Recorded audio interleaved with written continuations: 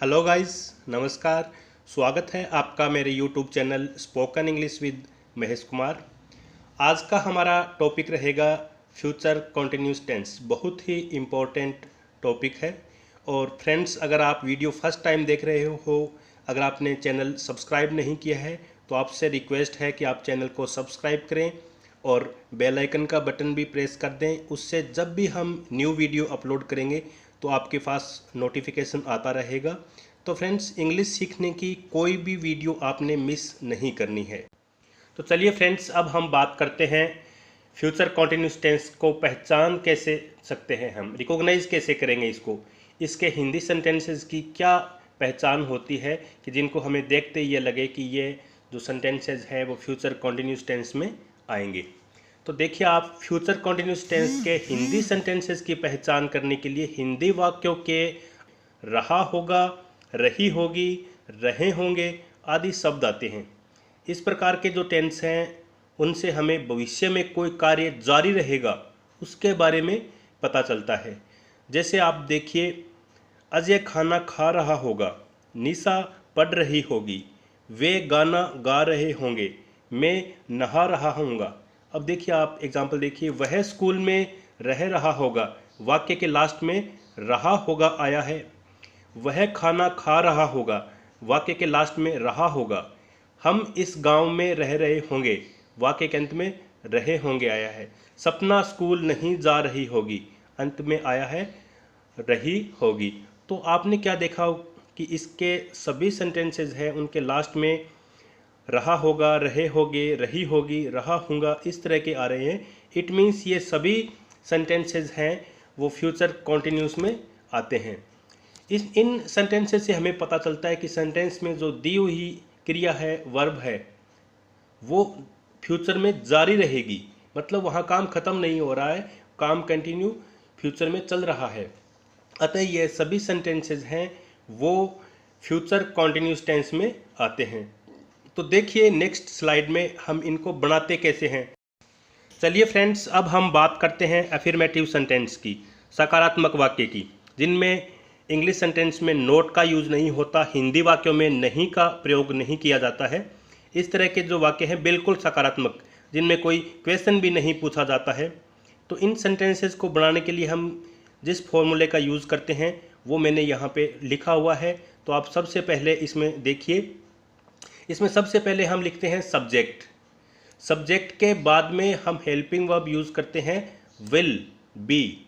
Will be, आप देखना कि इसमें हम सेल वगैरह का यूज़ नहीं करते, क्योंकि आजकल की इंग्लिश में सेल का यूज़ बहुत कम किया जाता है। तो सब्जेक्ट के बाद में हम विल बी यूज़ करते हैं और उसके बाद में हम वर्ब की फर्स्ट फॉर्म लगाते हैं। प्रीवियस वीडियो में मैं आपको बहुत बार बता चुका हूँ कि वर्ब की 3 फॉर्म होती है, फर्स्ट, सेकंड और थर्ड। तो यहाँ हम वर्ब की फर्स्ट फॉर्म यूज़ करेंगे और उसके साथ में हम आईएनजी जोड़कर लिखेंगे। इसके बाद में हम ऑब्जेक्ट लिखेंगे और इसके बाद में अगर कोई सेंटेंस में कोई और वर्ड दिया हुआ है तो उसकी इंग्लिश लिखेंगे अदर में। तो एग्जांपल देखिए, मैंने यहाँ लिखा हुआ है वह गांव जा रहा होगा। तो ये फ्यूचर में कोई काम है, वो फ्यूचर में कंटिन्यू है लेकिन काम ख़त्म नहीं हुआ है। इसमें सबसे पहले हम वह, इसकी इंग्लिश लिखेंगे। तो सब्जेक्ट है वह, इसके लिए हम ही यूज़ करेंगे। हेल्पिंग वर्ब विल बी, तो मैंने आपको बता दिया कि यहाँ हम सेल यूज़ नहीं करेंगे क्योंकि सेल अभी इंग्लिश में बहुत कम यूज़ होती है, तो हम यहाँ सेल यूज़ करेंगे ही नहीं। सब्जेक्ट चाहे कोई भी हो, हम विल ही यूज़ करेंगे। तो ही विल बी, जा रहा होगा, जाना, कोई जाने की इंग्लिश होती है गो। तो यहाँ हम गो के साथ में आईएनजी यूज़ करेंगे तो ये बन जाएगा गोइंग। गांव का लिखेंगे हम विलेज। तो इस सेंटेंस को हम दोबारा इंग्लिश में रीड करते हैं, he will be going to village. He will be going to village. तो चलिए, अब अफर्मेटिव के कुछ सेंटेंसेस हैं, मैंने यहाँ पे एग्जांपल्स दिए हुए हैं आपको, आप मेरे साथ प्रैक्टिस कीजिए। ये मैंने यहाँ पे 5 सेंटेंस लिखे हुए हैं, ये अफर्मेटिव के सेंटेंसेस हैं। तो पहला सेंटेंस है इसमें, मैं अपनी किताब पढ़ रहा हूँगा। मैं अपनी किताब पढ़ रहा हूँगा, सब्जेक्ट है इसमें आए, तो हम इसमें विल यूज़ करेंगे। मैंने आपको प्रीवियस वीडियो में बता दिया या प्रीवियस स्लाइड में भी आपने सुना होगा कि सब्जेक्ट चाहे कोई भी हो, हम यहाँ विल ही यूज़ करेंगे। तो मैं अपनी किताब पढ़ रहा हूँगा, I will be reading my book. वे फुटबॉल खेल रहे होंगे। वे के लिए हम सब्जेक्ट वे है तो हम इसके लिए दे यूज़ करेंगे। They will be playing football. वह अपना पाठ याद कर रहा होगा। वह के लिए हम ही यूज़ करेंगे। तो यहाँ अगर लड़का है तो हम ही यूज़ करेंगे, अगर लड़की है तो सी यूज़ करेंगे। तो यहाँ लास्ट में आपने देखा रहा होगा, तो इट मीन्स यह लड़का है, तो इसके लिए हम सब्जेक्ट में ही यूज़ करेंगे। ही will be learning the lesson. तुम मेरे नौकर को बुला रहे होंगे। तुम मेरे नौकर को बुला रहे होंगे। तुम या आपके लिए हम सब्जेक्ट यू यूज़ करेंगे। You will be calling my servant. You will be calling my servant. हम तुम्हारे घर आ रहे होंगे। हम तुम्हारे घर आ रहे होंगे। हम सब्जेक्ट है तो इसके लिए हम वी यूज़ करेंगे। We will be coming to your house. We will be coming to your house. Next है हमारे पास नेगेटिव सेंटेंस, नकारात्मक वाक्य। हिंदी के जिन वाक्यों में नहीं का प्रयोग किया जाता है, इंग्लिश में नॉट वर्ड का यूज़ किया जाता है, वो नकारात्मक वाक्य होते हैं, जिनको इंग्लिश में नेगेटिव सेंटेंस बोलते हैं। तो इसकी फॉर्मेशन कैसे होती है? सेम वही प्रोसेस है। इसमें सबसे पहले हम लिखेंगे सब्जेक्ट। सब्जेक्ट यानी सेंटेंस में करता क्या है, उसके बाद में विल, और उसके बाद में नोट यूज़ करेंगे, और उसके बाद में बी यूज़ करेंगे। इट मीन्स विल और बी दोनों के बीच में हम नोट का यूज़ करेंगे, और उसके बाद में वर्ब की फर्स्ट फॉर्म यूज़ करेंगे, और उसके साथ में आईएनजी ऐड करेंगे, और उसके बाद में लिखेंगे हम ऑब्जेक्ट, और उसके बाद में अगर कोई सेंटेंसेज में और कुछ वर्ड्स रह गए हैं तो उनको हम अदर में लेंगे। तो यहाँ मैंने एक एग्जाम्पल दिया हुआ है, मैं दिल्ली नहीं जा रहा होगा। मैं दिल्ली नहीं जा रहा हूँगा। हूँगा होना चाहिए था, यहाँ पे है होगा लिख दिया। मैं दिल्ली नहीं जा रहा हूँगा। तो इसको मैं सब्जेक्ट है तो इसके लिए हम आई यूज़ करेंगे, और हेल्पिंग वर्ब विल यूज़ करेंगे, सब्जेक्ट चाहे कोई भी हो। तो देखिए आप इसको ऐसे लिखेंगे हम, I will not be going to Delhi. I will not be going to Delhi. हम नेक्स्ट स्लाइड में इसकी प्रैक्टिस करते हैं। कुछ एग्जाम्पल्स मैंने लिख रखे हुए हैं आप। नेक्स्ट है हमारे पास नेगेटिव सेंटेंसेस के कुछ एग्जाम्पल्स हैं जो यहाँ मैंने दिए हुए हैं। आप मेरे साथ प्रैक्टिस कीजिए, आपको कोई कन्फ्यूज़न नहीं रहेगा। तो पहला सेंटेंस है इसमें हिंदी का, हम इस मास के अंत में परीक्षा नहीं दे रहे होंगे। मास मीन्स यहाँ महीने से मतलब है। हम इस महीने के अंत में परीक्षा नहीं दे रहे होंगे। We will not be taking examination at the end of this month. देखिए पूरा सेंटेंस आप मेरे साथ दोबारा रीड कीजिए। We will not be taking examination at the end of this month. Next है, हम उपवास नहीं रख रहे होंगे। उपवास हिंदी में व्रत को बोलते हैं। हम उपवास नहीं रख रहे होंगे। We will not be going on fast. We will not be going on fast. वे हमारे काम की प्रशंसा नहीं कर रहे होंगे। वे हमारे काम की प्रशंसा नहीं कर रहे होंगे। They will not B appreciating their work. They will not B appreciating their work. कोई काम की प्रशंसा करना या बड़ाई करना, ये होता है एप्रिसिएशन। मैं नए कपड़े नहीं सिलवा रहा हूँगा।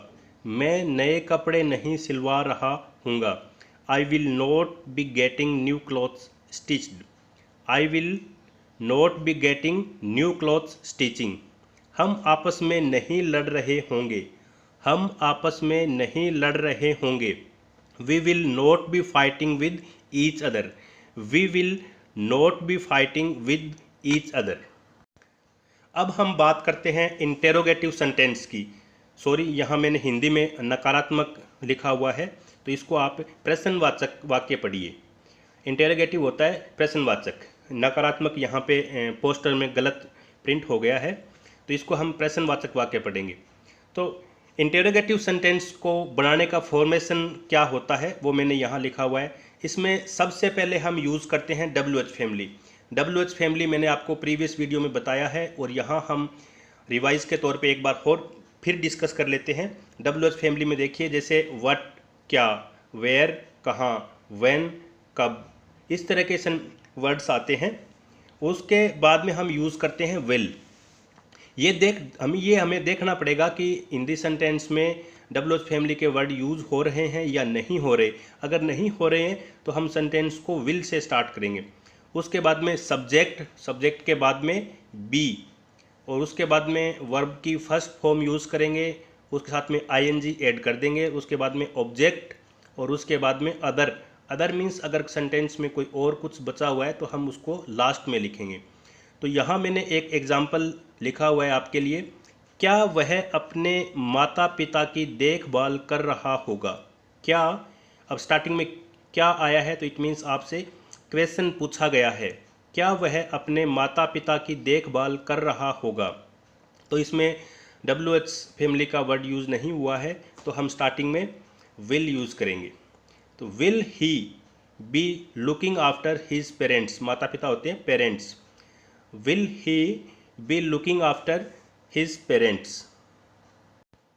तो यहाँ इंटेरोगेटिव सेंटेंसेस के कुछ एग्जांपल्स मैंने दिए हुए हैं। तो हम एक मैटर और डिस्कस कर लेते हैं कि डब्ल्यू एच फैमिली का वर्ड हम कहाँ यूज़ करते हैं।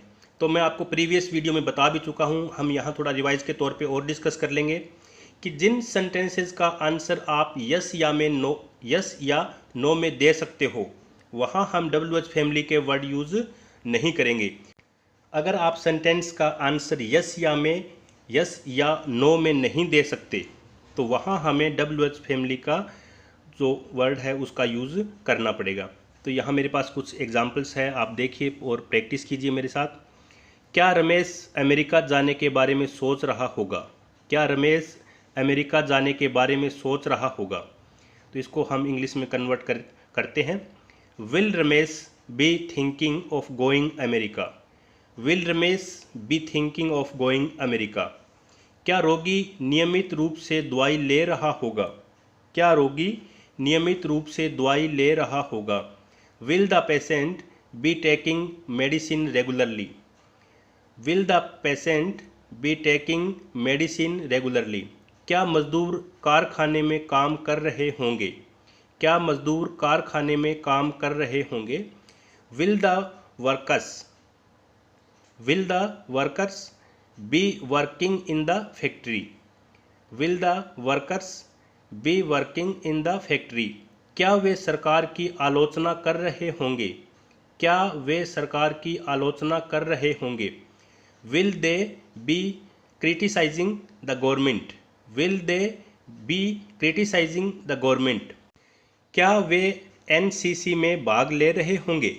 क्या वे एनसीसी में भाग ले रहे होंगे? सब्जेक्ट यहाँ पे वे है तो उसके लिए हम दे यूज़ करेंगे। Will they be taking part in the NCC? Will they be taking part in the NCC? Next है अपने पास नेगेटिव प्लस इंटेरोगेटिव सेंटेंसेस। तो देखिए, नकारात्मक और प्रश्नवाचक वाक्य जिनमें आपसे क्वेश्चन भी पूछा जाता है और नोट का भी यूज़ होता है। हिंदी में जैसे आपसे किसी ने प्रश्न पूछा और उसमें साथ में नहीं का भी वर्ड यूज़ हो रहा है तो ये नकारात्मक प्रश्नवाचक वाक्य में आएंगे। तो सेम प्रोसेस रहेगा। उसमें सबसे पहले हम डब्ल्यू एच फैमिली का वर्ड यूज़ करेंगे अगर सेंटेंसेज में उसकी डिमांड है तो, अदरवाइज़ नहीं करेंगे।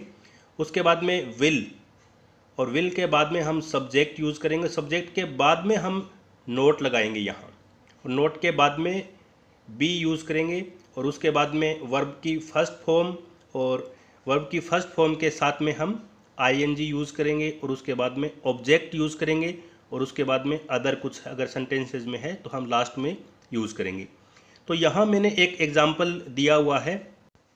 तो यहाँ एक एग्जाम्पल दिया हुआ है, ध्यान से पढ़िए आप। वह अपनी किताब क्यों नहीं पढ़ रहा होगा? वह अपनी किताब क्यों नहीं पढ़ रहा होगा? तो इसमें क्यों दिया हुआ है, डब्ल्यू एच फैमिली का वर्ड दिया हुआ है, तो हम स्टार्टिंग में क्यों का वाई यूज़ करेंगे। Why will he not be reading his book? Why will he not be reading his book? तो फ्रेंड्स, यहाँ हमारा फ्यूचर कॉन्टिन्यूस टेंस है वो कंप्लीट हो गया है। और आपको अगर कोई कन्फ्यूज़न है तो आप मुझे यूट्यूब के कमेंट बॉक्स में मैसेज कीजिए, मैं वहाँ आपको रिप्लाई करूँगा। तब तक के लिए अलविदा, मिलते हैं नेक्स्ट वीडियो में। Thank you friends.